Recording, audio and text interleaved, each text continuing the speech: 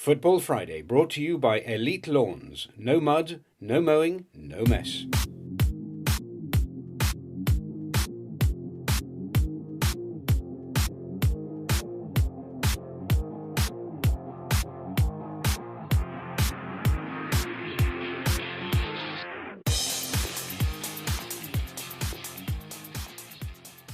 Hello and welcome to Football Friday here on Bay TV.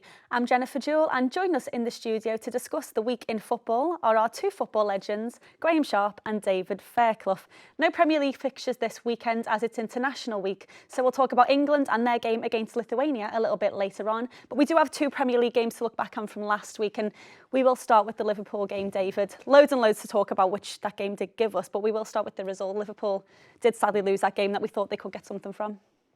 Yeah, for me, it was a little bit worrying actually, hearing too much overconfidence from Liverpool fans. Sat here last Friday, and I was quite confident myself. But once I saw the team, I have to say my confidence gradually diminished. I have to say, I thought Liverpool underestimated Manchester United. I thought it was the wrong team chosen, and clearly from the first half performance, I think you could see what was really missing. So who would you have liked to see him come in place of anyone who didn't start? Well, Steven Gerrard had to start. There's absolutely no two ways about it.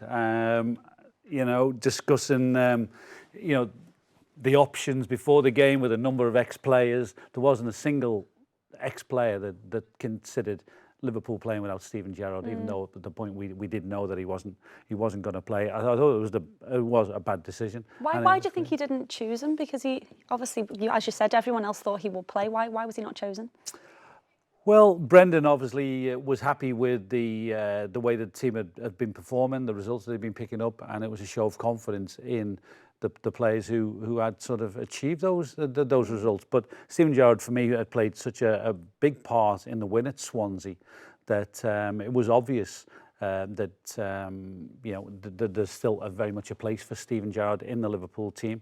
And to start off a game against Manchester United with the players that he did was clearly a great motivation for Manchester United. I think Manchester United had seen Liverpool's team sheet before the game. When it arrived, they would have been absolutely delighted that there was no presence of somebody like him. And they made their intent straight from the first minute. The ball back to Blind. Blind puts the ball forward. Fellaini heads on, and it set the tone for the first half. And Liverpool didn't even put a glove on Manchester United. It was probably one of the easiest games that Manchester United will have had all season long. Certainly that first 45 minutes. Which is unusual from a Liverpool side this season, isn't it? It is, but as David says, if you've got a winning team, you try and stick with it as much as you possibly can. But when it comes to big games, and Manchester United Liverpool's a massive game, you play your big players. And Steven Gerrard, is a big player, loves these occasions.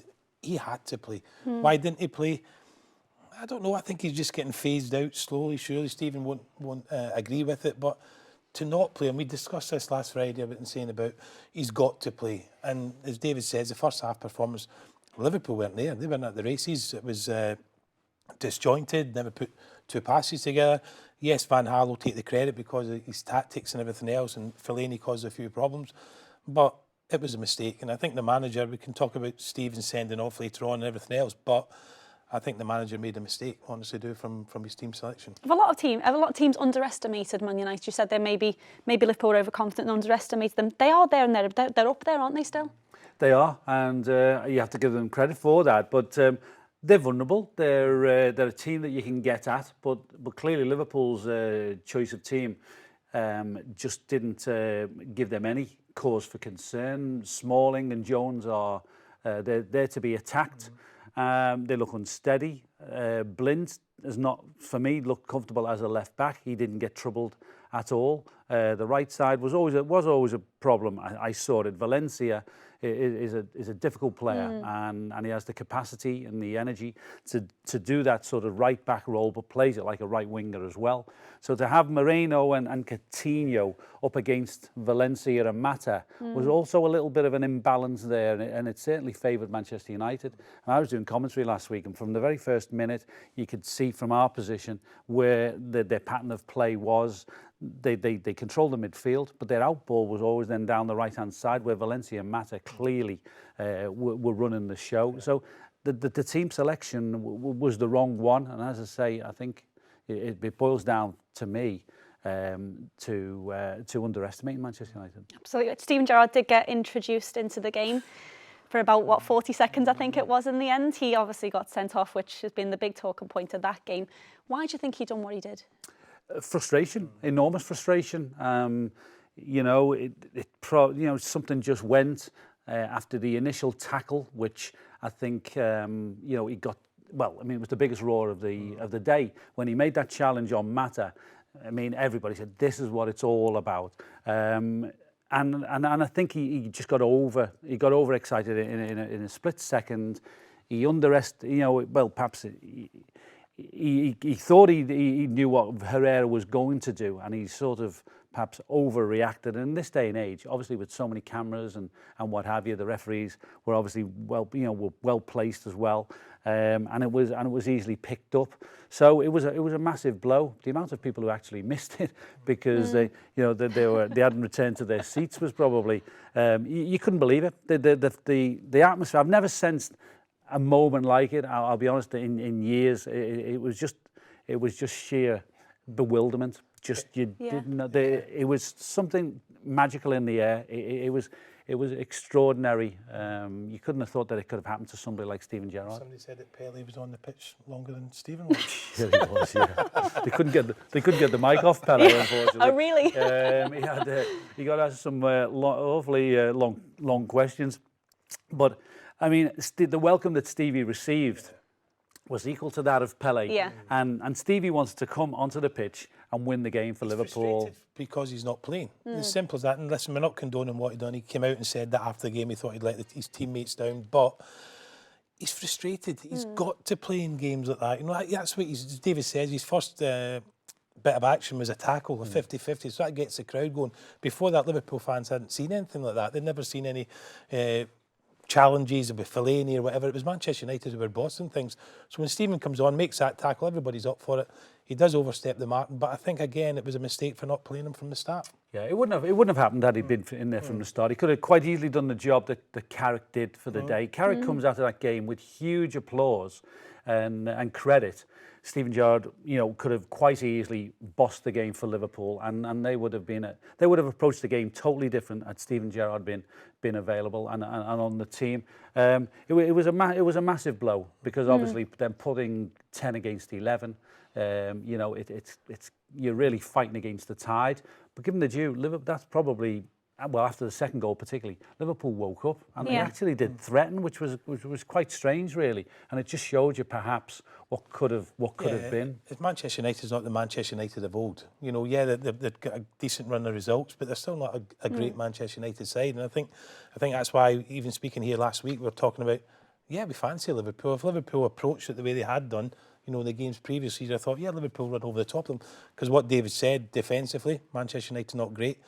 But I think and it's easy enough saying after the event, but I think it all boils down to the fact that the wrong side was picked. Absolutely. What was the feeling like in the stadium at that point? Because obviously the fans see Gerrard coming on, they think this is it, we're gonna change this game now. Within a minute he's off. What was the atmosphere in the stadium like at that point? Well, somebody, when you see Gerrard coming on, I mean, he was the only local-born player on either team, and he knows what it's all about. There was a massive frustration at half-time, and it was clear that Gerrard had to get into the game sooner rather than later. But as I say, when he got sent off to get to the marching orders, I think there was just a complete numbness about the decision. We couldn't believe that Stevie particularly had been involved in something like that. But nobody could really argue against the decision because we've seen in recent weeks and months, stamping events have been sort of flagged up, and we've been sort of party to seeing those type of things. So Liverpool can have no complaints, unfortunately. Sturridge gave them a bit of hope a little bit later on. He did get a goal back. We said last week he did need that goal. Can he push on now? Well, he needs to. Obviously, he's nursing a little injury. I don't think there's too much in it, to be honest with you. I wouldn't think that it's going to be anything major. But for me, players who are out for long term, you know, often come back and pick up little niggling things. You lose a lot of tone about you know, in your condition. So I'm not surprised that he's picked up little niggles since you know, since the major injury. And for me, it's nothing really to worry about. But he does have to sort of try and up his game slightly. He is half a yard behind the others, but he's still got the quality. And Martin Skirtle as well, also been done for a stamp in that game, so he'll miss the next few games. That's a bit of a blow for them. But again, it goes in front of a referees committee, and I think there's 3 referees who have deemed that it is a stamp. Now, the only person who knows is Martin Skirtle. You know, and he's came out in social media and had a little pop at the FA, which was quite funny. But I still don't agree. Why is there not an ex-player or 2 ex-players on the panel, you know, to maybe know how the players are feeling, knowing what's going through their minds. To give it to 3 referees, you'd never a hope in hell of getting it turned around. Yeah. Maybe sort of a 5-man panel with two players on there as well gives some sort of little bit of an opportunity to get a player's thoughts into the equation. But I thought he was silly to do what he did. The game had gone, and from my position where I was, we had a pretty good view at it. I thought at the time, you know, it was very, very risky. I don't think there was a lot. There wasn't anything between De Gea and Skirtle, you know, throughout the game, and he's chasing a lost cause. He's battling as he always does. He's battling for the ball, and I'm not sure. You know, we go back to the Costa incident down at Chelsea and everything else. I'm not, and I know it's the wrong thing to say, but I'm not sure if Skirtle's like that. But again, he's been punished. I'm missing some crucial games now. Yeah, obviously a lot of games in a short space of time once the players come back from international break, and it'll be a massive frustration for Steven Gerrard particularly, and Martin Skirtle to, you know, not to be a part of it. Such a crucial part of the season, and big games to take part in. Absolutely, thank you very much. We'll get, Graeme, your thoughts on Everton's win over QPR just after the break, so see you then for more Football Friday. Free lawnmower removal with every grass laid, because you'll never have to mow again. Elite Lawns Artificial Grass, landscape partners with Tiger Turf. Hello and welcome back to Football Friday. Now, before we get on to Everton's game, we're going to quickly mention there is a game at Anfield this weekend, which is Gerrard's charity game with the team featuring Gerrard and Carragher. It's going to be a great game, isn't it? Well, it'll be a great day. I think it's mouth-watering to see the prospect of Suarez, Torres and Henry all playing together, Stevie and Alonso behind. Very much a dream team, and it's no surprise the tickets were snaffled up very, very quickly. You know, it's going to be an interesting event. Looking at the lineups, Gerrard's team looks it looks a bit biased for Gerrard to win this game, I think, doesn't it? Well, maybe. I'm sure Jamie Carey will have another view on that, but some fantastic talent out there. You know, I think it'll be fantastic for the punters that go along and see it. Just be interesting, because usually when you get these games, it's like jokey, but I don't think it will be. I think they'll be wanting to win this one, and I think it'll be pretty competitive. You know, and it's great to see, you know, the likes of, you know, Drogba and Suarez and Torres coming back, you know, to play in the game. You know, so I think it'll be a fantastic occasion, and it's all worthwhile, and hopefully they'll see plenty of goals. Put it that way, they'll probably see about 3 balls on the pitch, won't they? Because they'll all want their own. So no, it should be good. Good. We'll talk about that result next week, and we can have a little chat and see how Suarez and Torres play well together up front. That's what they all wanted to see. So moving on now anyway to Everton v QPR. Another win for Everton, 2 wins on the bounce. Can't believe it. Yeah, can't believe it. You know, doom and gloom a few weeks ago, and quite rightly so. The 2 results have kind of moved us a little bit clear. I still think we need another victory somewhere along the line, but hard fought at QPR. I said at the time, tight little pitch. Everton didn't play particularly well, and in all honesty, you know, QPR were unfortunate. They never got something out of the game. Adel Taarabt hit the bar late on. So we were hanging on a little bit at times, but, you know, the most important thing, doesn't matter how it comes, it was the result. You know, and if we'd have got beaten there, you know, we would have been right in the mire, and QPR would have caught us up. So it was a massive win for us, but good to see us scoring goals. But from that, a few injuries as well. Lukaku pulling out the international squad. Coney injured as well in the lead up to the second goal. So a few down as well as ups. You know, the boys coming back, the players coming back on Sunday night would have been absolutely delighted to get the 3 points, but at a cost. How will Everton cope if the likes of Lukaku, Kone aren't fit for the next, say, maybe 2 or 3 games? Yeah, well, it's a big one. The only one they've got. I think it would be difficult to bring in a youngster. I think what they'd probably do, Stephen Naismith, if he comes through the internationals with Scotland unscathed, I think he'll probably play up top. Coney one looked bad at the time, but hearing reports now, it's not as bad as they first feared. Lukaku's was a hamstring. I was screaming on the radio at the time to take him off. I don't know why they kept him on when he was obviously holding his hamstring. They kept him on for a few more minutes. They scored, and it was back to the wall at times. But Romelu's pulled out the Belgian squad. Hopefully it's not as bad as first feared. But if we miss him for the next game against Southampton, I'd imagine it would be Naismith who would play that lone role. Hard-fought win for Everton, but that's probably going to be the case, isn't it, with the last few games? There are stages in the season when it doesn't matter how you get the points; it's a case of getting them, and certainly 2 wins on the bounce, puts Everton in a much brighter position, and they're well capable of getting away from the real relegation dogfight. So it was an important win. It is a tough place to go to. We've mentioned that on a number of occasions. QPR make it very difficult in a tight little situation. So no, it's a great win, and clearly you'll pick up some confidence from those 2 results. Are Everton safe, do you think, now? You can never say because I think there's another victory. We need another victory, Jennifer. It's Southampton next game up, which will be tough. But with the fixtures we've got, and when you look at the other teams' fixtures, I think they've got a lot harder run-ins. So I think probably we are safe, but I think we need another 3 points just to make sure, But it was a massive result. It was a coming off the back of the disappointment of going out of Europe and how we were going to react on a Sunday. Knew it was always going to be difficult down there, and fair play to them. They played some decent stuff. Zamora up front was a handful. Yeah. Joey Barton, I thought, on the day was excellent for them. So it was a really tough game, but the most important thing is they came away with a result, and the quality of the goals was good as well. Yeah. Seamus Coleman's was an excellent finish, and Aaron Lennon scoring his first goal as well was a bonus. So, a lot of positives to take from it, but we've played better, put it that way. We mentioned this when Aaron Lennon first signed. Maybe he needed a run of games, and he's got that, and he really is starting to show what he can do. What he's got, and I think we spoke about it on the show before, and I think David said about, the end product was always something that was in question, whether he got his pace. Everybody knows he's got pace, and he scored goals. But the thing that's impressed me is how hard he's worked for the team.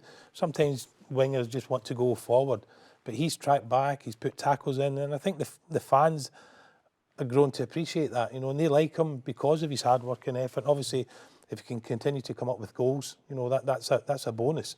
But certainly down that right side, he's putting in the shift, and that's all we ask. He's starting to feel a bit excited, I think. And is it important as a player to feel loved as such by the fans and to feel like they're really on your side? Because I don't know if he had that too much when he was at Tottenham. I think it definitely helps if you feel that the fans are with you, but probably it's difficult for players in a loan situation who are obviously initially they're coming in for a short term, and how quick can you sort of build that sort of rapport with the fans? And for somebody like Aaron Lennon, who is exciting and can be dynamic. Once you do a few exciting things, maybe it's sometimes easier to grab a little bit of the the attention of the fans, but it seems to have clicked. But I mean, that is the sort of the conundrum of taking too many loan players, isn't it? Is actually, they've got to hit the ground running, and probably it's beginning to work for Everton with Lennon. Yeah, absolutely it is. And a player you mentioned there about their forwards being hard to deal with, but Jagielka and John Stones dealt with them really well. Jagielka in particular was phenomenal, wasn't he? Jagielka was immense. Yeah. Fantastic. It was an old-fashioned centre-half's performance where he put his head in everything. He kicked things clear. He was fantastic. It was certainly the captain's example. Phil's done really well over the last couple of months. I think he came in for a little bit of stick after the World Cup, and coming back at the beginning of the season when results weren't going for Everton, he was the one that was getting all the stick, which I thought was a little bit unfair. But he's battled through it. He's not what I would call the most vociferous of captains who's shouting and screaming, but certainly in the last couple of games he's led by example with his defending. Young John Stones came, as you said, Jennifer, as well, and he adapted well. He was up against it because Zamora's a handful. You don't realise, until you get really close to him, how big and strong he is. His touch is decent, still relatively quick. So the two of them handled him really, really well. But Jags over the last couple of months has been immense. Only one change for Everton from the game that they won at Newcastle. Is that going to be key for the rest of the season? I think teams who keep that continuity, the team pattern, keep it together. Chopping and changing doesn't work. I mean, we've seen that with a number of managers. They change every week, and it doesn't help. So certainly, I mean, that confidence, that knowledge of playing together, building a partnership. The partnership between Stones and Jagielka is going to be crucial, I think, to Everton over the remaining weeks. And it's a good combination with the experience. We know Jagielka is a battle-hardened type of player. Stones has got a little bit of more skill and a bit of more poise. So I think that's a good combination. And while it's working, I think that's a really good thing for Everton. As David said there, and I think the disappointing thing for Evertonians, they would have liked to have seen that team play in Kiev on the Thursday night. And I think that was a disappointing thing. So coming to Queen's Park Rangers last Sunday, I think the fans were saying Stones has got to play, he's got to play, Gibson's come in. And it was a better shape. It was a better shape of a team. It was a more menacing team, and the disappointing thing was we never played that against Kiev. I think if we had played that team in Kiev, I think we'd be through.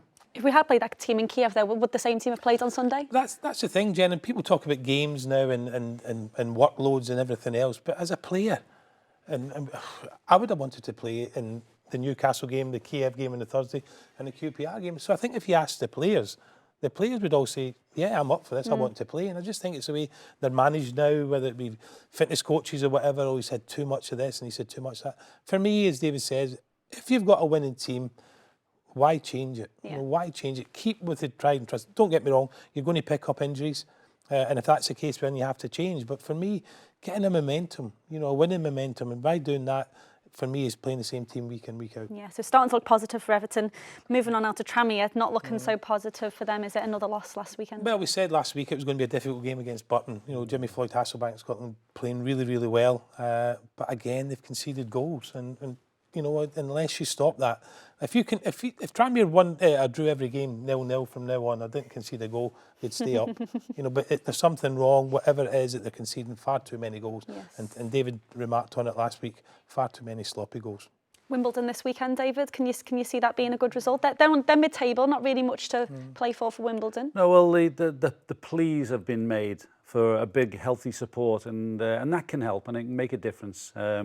Tranmere are in a really bad situation at the moment, so they do need that sort of fan support, and who knows, the 12th man may make a difference. Wimbledon are a half-decent team. We saw that by their performance against Liverpool in the FA Cup. Yeah. So we've said before, Tranmere have performed better sometimes against the teams, the better teams, the teams at the top end of the table.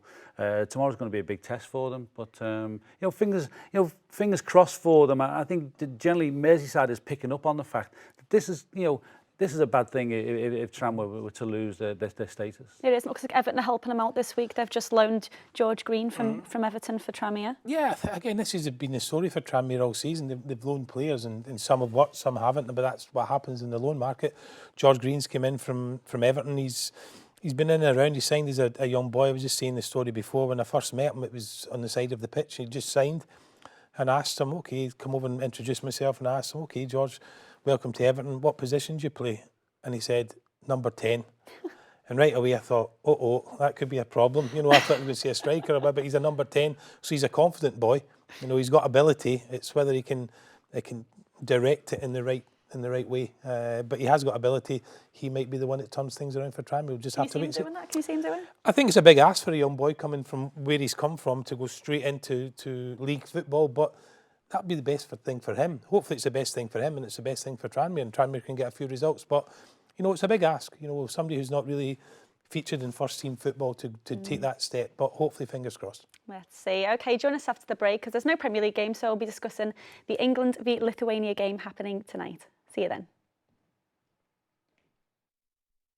Free lawnmower removal with every grass laid because you'll never have to mow again. Football Friday brought to you by Elite Lawns. No mud, no mowing, no mess. Welcome back to Football Friday. We're going to talk about England now, International Week. I love watching England play, to be totally honest. I love International Week, and it's a qualifier, so they're going to take it quite seriously, aren't they? Why are you looking at me when you're saying you love watching England play? No, it is, yeah, but it's international still got the appeal. I think England against Lithuania, I don't think there should be any problem for England. It'll be interesting for me whether he plays Harry Kane. By all accounts in the newspapers this morning, it looks as if he'd probably come off the bench. But again, England, it's full house, which I think is incredible. You know, for England on a Friday night is fantastic. So I think they've got no problems with this game, and I don't think they've got any problems qualifying as well. I think they're too strong for everybody in that group, but it's great to see full houses. Yeah, absolutely. A lot of our Merseyside club players representing England this weekend. We've got Jagielka, Baines, Barkley from Liverpool. We've got Sterling and Henderson, I believe, are the only ones left in there to play those games. It's great to see a lot of Merseyside players there, isn't it?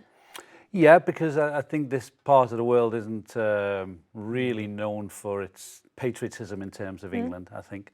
But it's a great accolade for all the boys, and obviously, it's a reflection of how well the teams, our teams have done to have players in the international squad. I mean, the fans mightn't like it because of the risk of injury and what have you, but no, it is a good thing, and we should all back England. I mean, irrespective, I know we're all sort of, we're from the Republic of Liverpool, but no, we should back the international teams and obviously support the boys who are playing in those teams. A sellout, as you mentioned before, Graeme.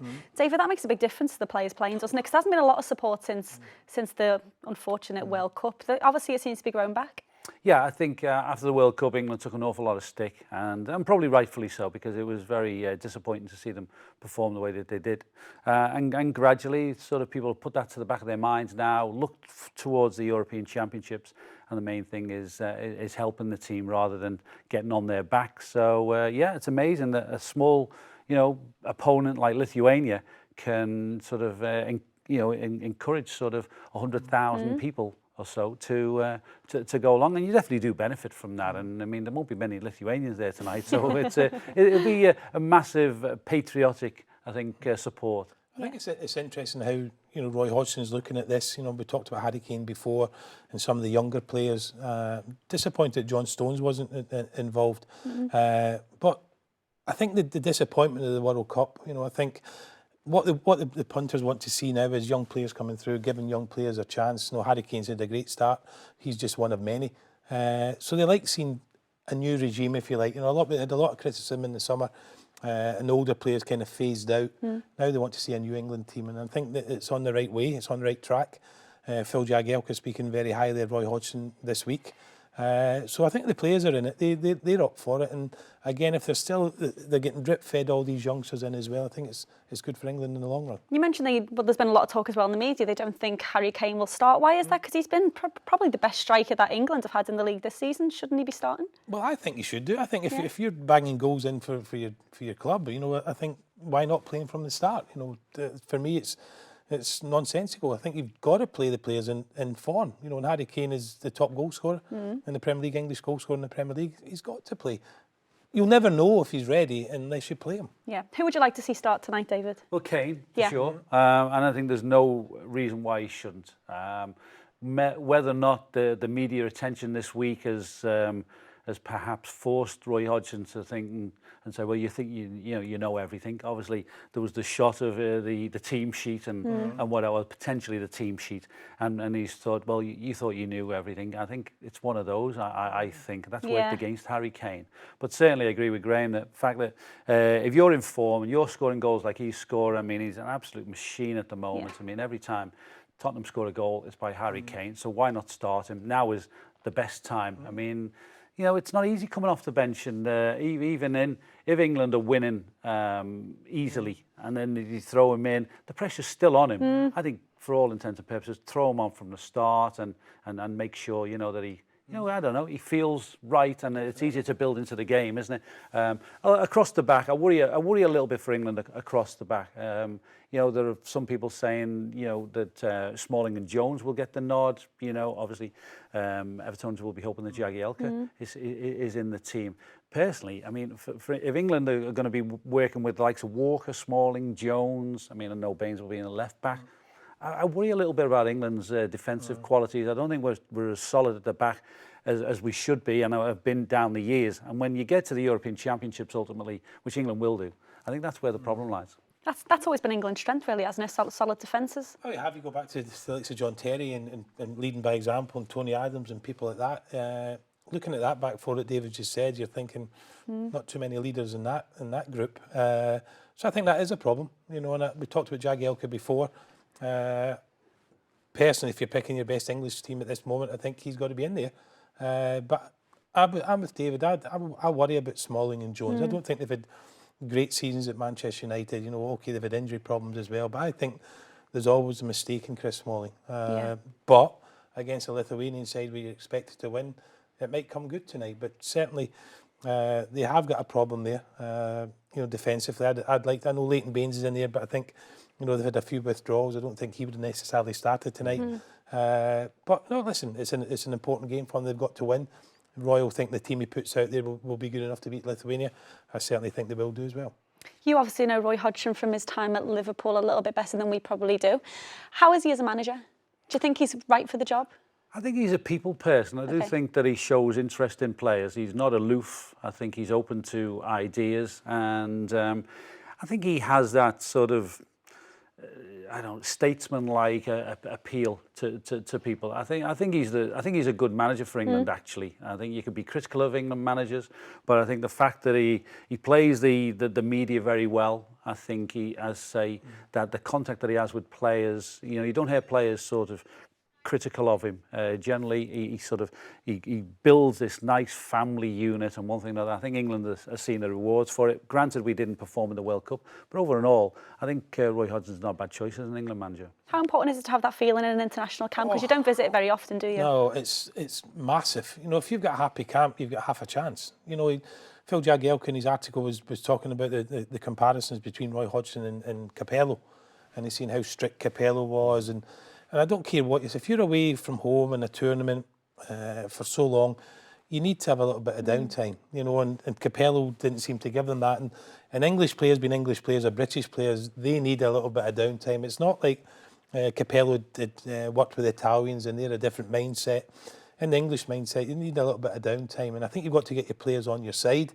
I think Roy Hodgson's got that. I think there's a lot of people who like Roy and respect Roy. I'm not too sure if Capello got that. Yes, they respected him for what he'd done in the past, but not necessarily liked him in the way some of his methods about eating things and couldn't have this and couldn't have that. Sometimes when squads are away for a long time, you've got to give them downtime. You've got to treat them like adults and human beings. And I think Roy Hodgson is a great people person, as David says. Is that why it's important to have a manager from your own country, do you think, to understand the culture of the players? Yeah, I think so. They've got to understand the culture of the players. You know, there's nothing worse. We've been players. I know things have changed. But certainly, you know, you play for a manager who you respect and like. You know, sometimes and we talked about it before off air about people turning up for internationals. You know, Scotland's a prime example now where hardly anybody's pulling out a Scottish international squad. You know, they all want to play because they enjoy being there. It's a good atmosphere in the camp, and the manager's good with them. You know, so you don't get a lot of withdrawals from the Scotland squad once it's mentioned. That's only because the players are enjoying what they do. In our time, Wales were the perfect example. Kevin Ratcliffe, Neville Southall, people like Ian Rush at Liverpool all wanted to go and play for Mike England. You know, and there was hardly any withdrawals there as well. But quite a few withdrawals from the England squad this week, hasn't there? With Lallana and Sturridge, particularly from Liverpool, have withdrawn. Do you think are they serious injuries, or do you think they just want to save themselves for the league?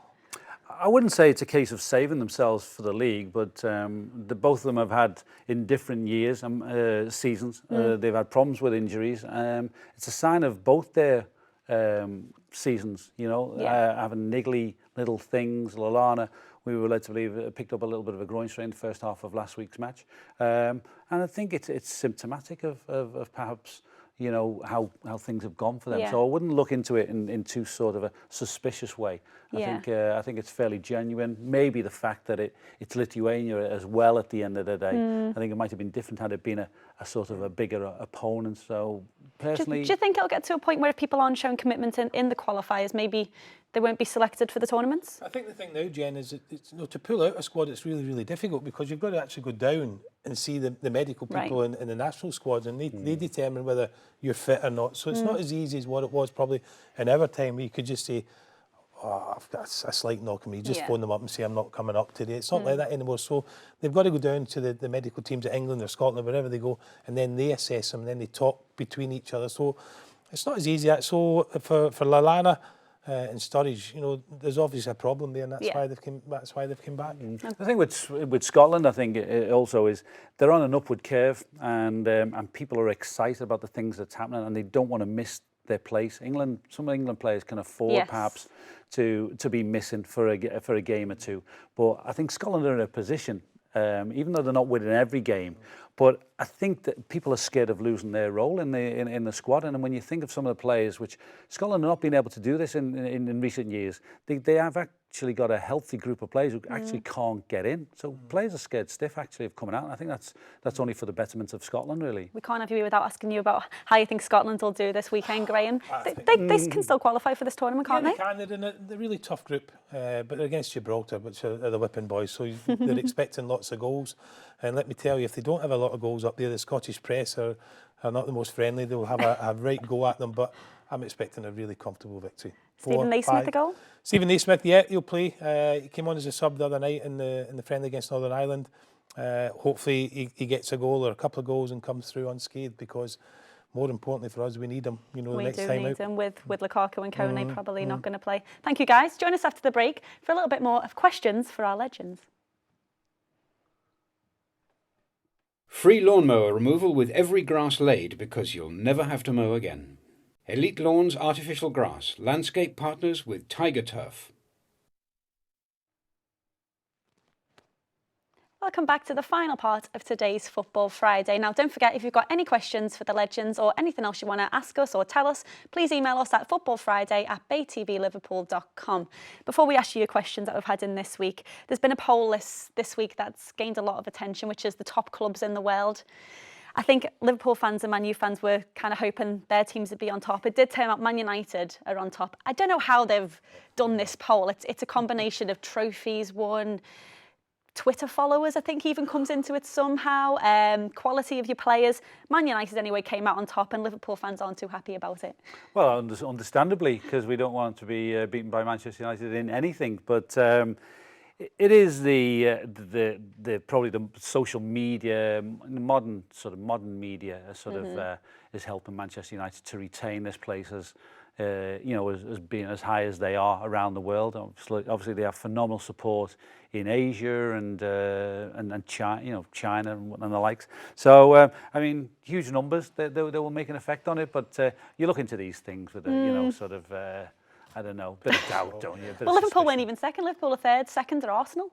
Yeah, well, that's just an answer. I mean, who follows Arsenal? If you don't live in North London, do you follow Arsenal? You know what they say? Am I bothered? Well, Everton was sixth. Not bad. But who bothers with that, Jen? Who actually bothers with that? And who actually has done that report? That's it's ridiculous. It's and a lot of questions that came from it is what determines what the best club in the world is. Yeah. What would you guys say determines the best club in the world? We've had this argument.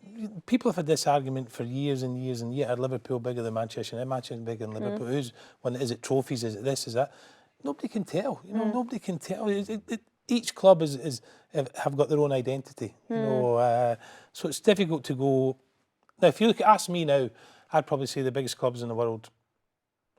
I'd say the two Spanish clubs. Yeah. The two Spanish clubs. Yeah. You know, but again, it's really difficult. Yeah. Really the first team I think of was Real Madrid, without shadow of a doubt. They've retained, obviously, the success that they've had and what have you, and they've also retained that position for longer than anybody else. Okay, they're having a little bit of a dodgy spell at the moment, but for me, if you're thinking about the top team, it's Real Madrid, and I don't think you even forget people. I don't know, some of the traditional names like Inter Milan and stuff, Juventus. No, but and you see how do you gauge it and how do you work it out? And how can you put Arsenal up with Liverpool when you look at the records of European trophies and Champions League victories for Liverpool? They're not in the same boat as what Arsenal are. They're miles ahead of Arsenal. So whether are you talking about stadium and crowds and everything else, Arsenal are ahead of Liverpool there in terms of stadium and the capacity they get and the revenue they get through the gate. But if you're talking about, if you ask anybody who's the bigger club, Arsenal or Liverpool, there's only one winner, and it's Liverpool all day long. Which I suppose goes on reputation, which is a key, isn't it? Because if you ask, for example, Luis Suarez last year when Barcelona came coming, it's not... people don't question that because you think, well, it's Barcelona. Is it that type of persona, prestige that these clubs give off that makes them the best? Yeah, Barcelona do have a prestige, and they're they're very stylish. I mean, they're sponsors now that they're linked with, you know, that also plays a big part. You know, if you see their TV adverts and all this type of thing, all endears teams like Barcelona and Real Madrid to a wider world. But the players that they have, the team is phenomenal, and the attraction of having Messi and Suarez and Neymar all on your front line, you know, they're gonna support really far and wide, aren't they? You know, in crazy football mad parts of the world are going to sort of flood to the likes of them and Real Madrid, and as we say, you know, the two Spanish ones probably ultimately are the biggest. Moving on to the Team of the Year, which PFA All-Time Team of the Year was revealed this week, and they judged it on the amount of appearances in the Team of the Year at the end of each season. Steven Gerrard, unsurprisingly, was top choice. He's been in the PFA Team of the Year 7 times, David. Yeah, I mean, this was came out a few months ago when Stevie made the announcement of leaving, and I think some people were surprised by the accolades that Steven has had and the consistency of you know, as a standout player, and it's no surprise to me to see that he was the most sort of chosen player in the PFA teams.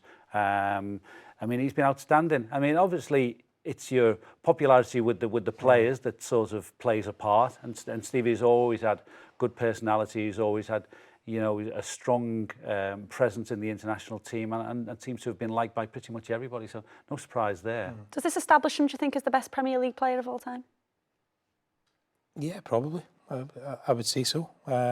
Listen, there's been some fantastic players in the Premier League. You know, some have only stayed around for maybe 2 or 3 seasons.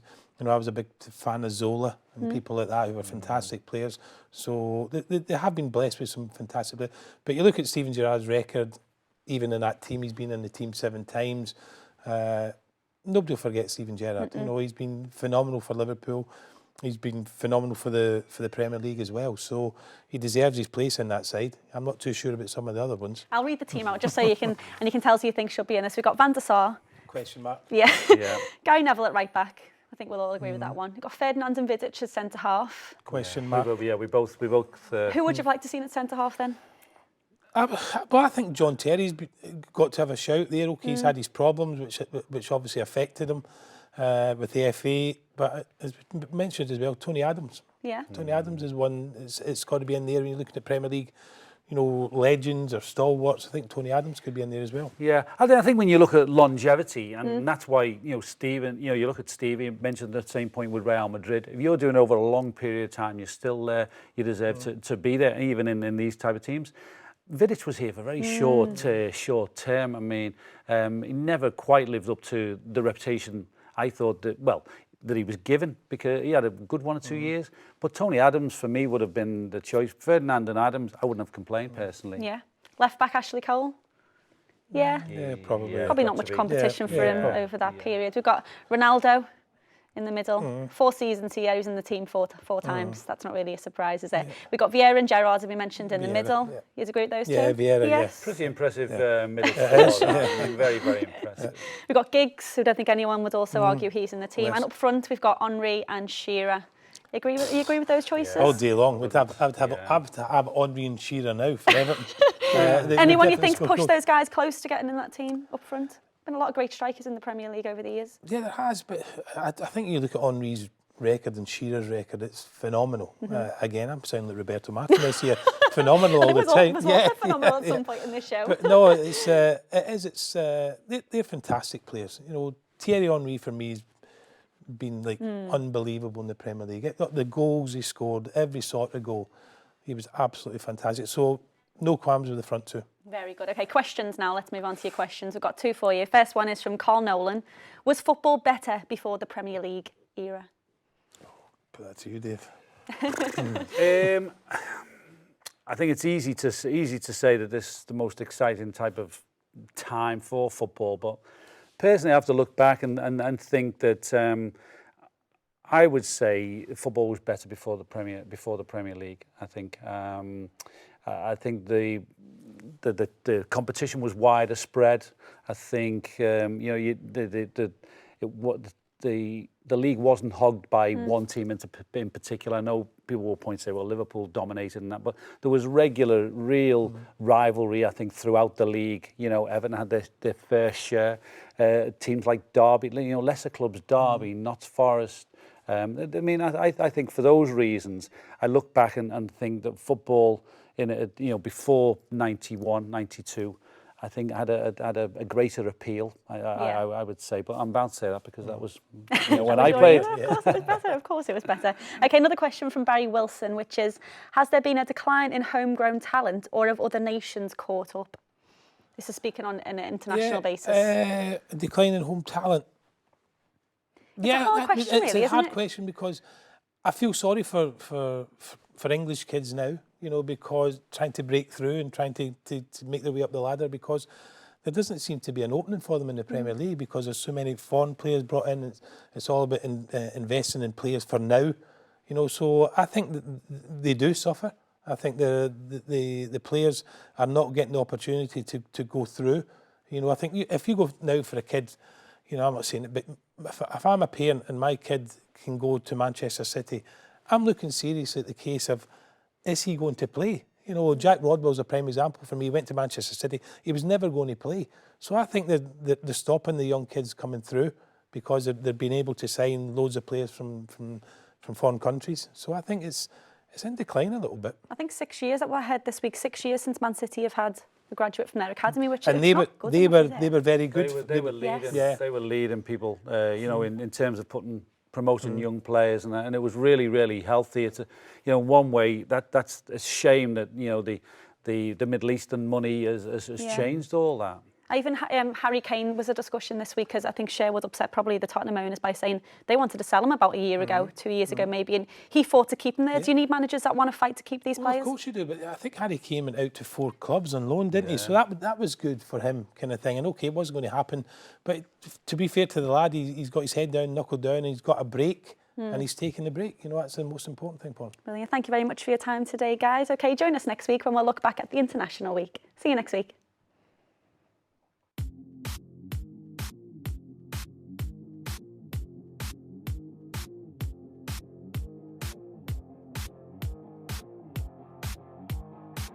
Safe for the family, including the dog.